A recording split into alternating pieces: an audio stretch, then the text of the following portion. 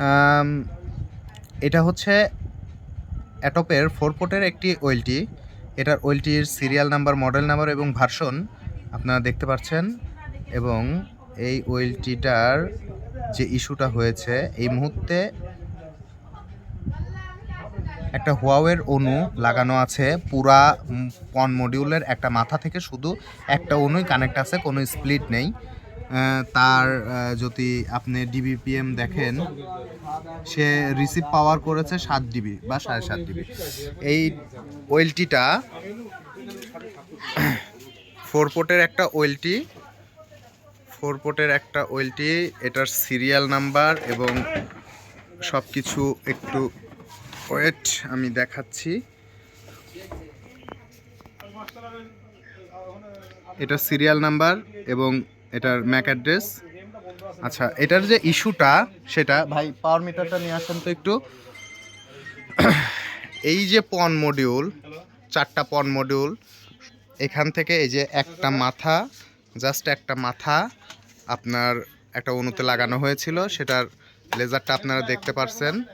7 একটা 8 ডিবির মডিউল থেকে -7 ডিবি পাচ্ছে।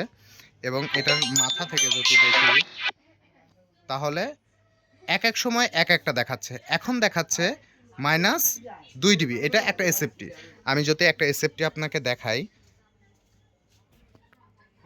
দেখি ভাই একটু লাইটটা এইদিকে ধরেন।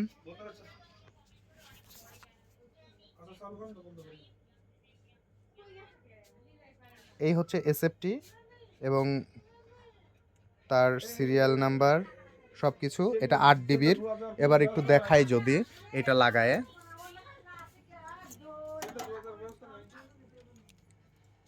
এটাকে যদি একটু লাগায়ে দেখাই,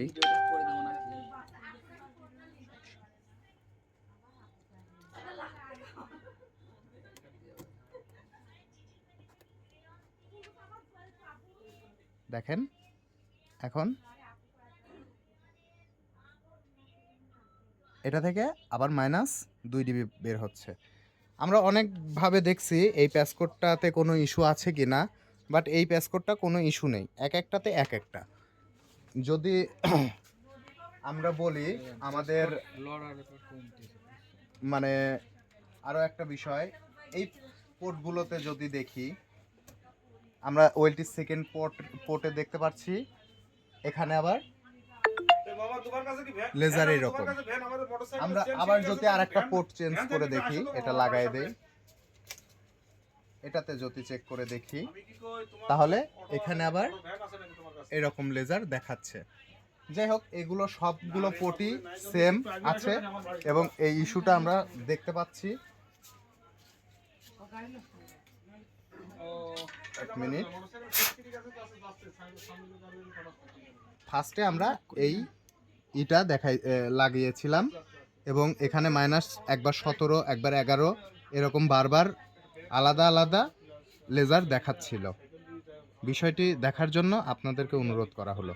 আসলে এটি ওয়েলটির সমস্যা নাকি অন্য কোনো কিছুর?